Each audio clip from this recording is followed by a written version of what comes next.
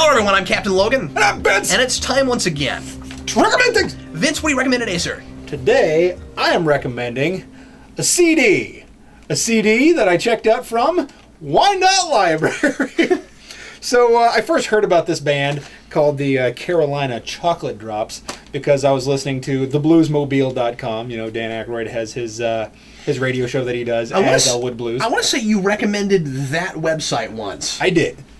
And then I found this at the library, and I said to myself, "Oh my goodness, I have to get that." So I checked it out, and I wanted to see if it was more than just the one song that I heard from these people that I liked. Now, they had this and song. And it wasn't. And I enjoyed the album, but that one song still stands out above the rest. So I'm recommending the whole CD because I do think it's good.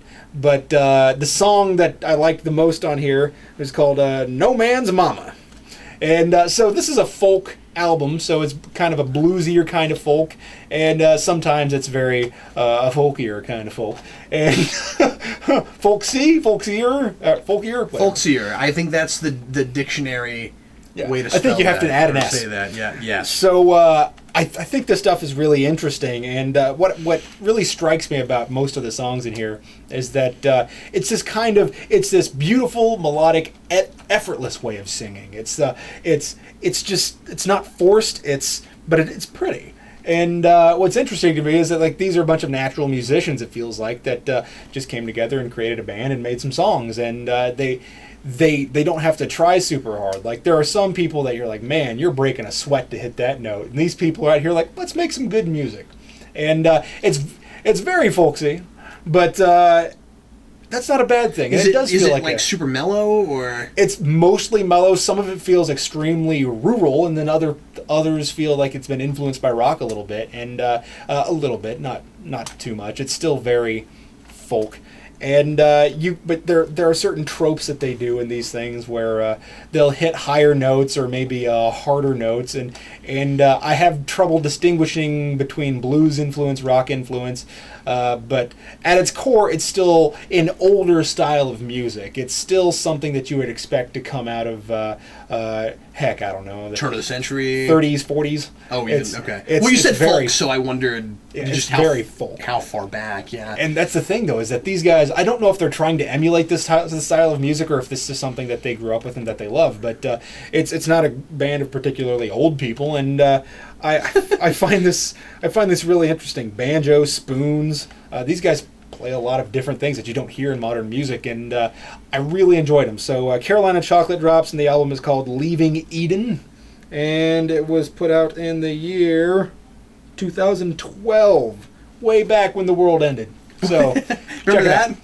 Yeah, remember when Armageddon happened, and then the devil and God were toddlers. Anyway, or incidentally, you can go to YouTube and type in Carolina Chocolate Drops, No Man's Mama, and then watch it. There are a number of independent bands these days that go back to that kind of stuff and kind of try to make it new again. A lot of people seem to be going back and discovering, there's no reason this should be outdated. There's no reason we can't still make bluegrass, and stuff like that. I'm reminded of groups like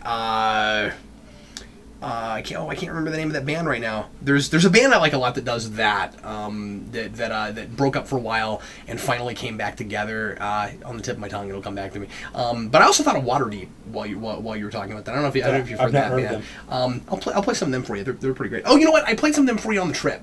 On Midwestern Panels. But anyway, okay, so today I am Nickel Creek. Nickel Creek was the band I was trying to think of. Okay, so today I am going to recommend something that is completely different. Today I'm recommending something that I had been looking for forever, and last week finally found one. So yay! Sarah and I have a library in our house, and something we've always wanted to accent our library. We were talking about this before we ever had a big enough place where we could actually have a room that was designated just for books. We always wanted a globe, but I wanted a very specific kind of globe.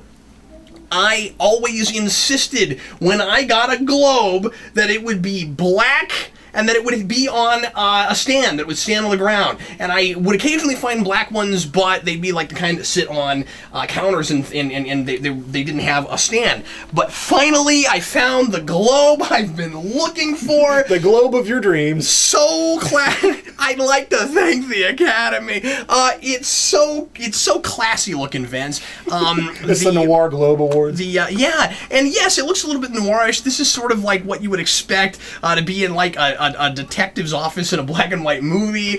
But I love it. I really like. That's a good point you're making. It wouldn't matter, would it? Well, it would just look gray, really, but if it wasn't. But anyway, I've always thought this was really classy looking, and I don't know. There's something there's something kind of almost super villainy about it, I guess. I don't know why I've always been attracted to black globes. Because this is what the world would look like when we are finished. That's right, absolutely. This is the kind of globe that Doomsvince would have. Black and silver. That's right. That's what the world will look like. That's right. And you're right. The print is silver. But yeah, I bought this at Nebraska Furniture Mart. I don't know exactly what company makes this because there wasn't any kind of a tag or anything on it from the company. But anyway, so if you have a Nebraska Furniture Mart close, because there's only a couple of them. But I thought you guys lived in Kansas. We do. We do. But that's in other states. But anyway, so if you have one of those, you might be able to find this globe. And we found this weirdly in the kids' room section. They had this really cool room setup. We bought a couple other things in there too. They had this really cool, like, kind of mock kids' room setup where the theme was like astronomy. And so they had all these really cool, like, space things in there, and this globe was in there. And we had been looking for this forever, and I was very excited to finally get my hands on it. I think we paid $80 for it, which is not bad. So anyway, it's interesting where people categorize things, because once upon a time, my wife and I went to Hobby Lobby back in the day, and they had a whole men's section that carried a lot of the stuff that my wife wanted. So she's like, well, this stuff's really cool, and look at this deep sea diving helmet, and blah, blah, blah. And she's like, what's this section called? The men's section? Well, that's just weird. Anyway. That's not fair. That's profiling. Well, yes, because only children like globes. That's right. It's profiling.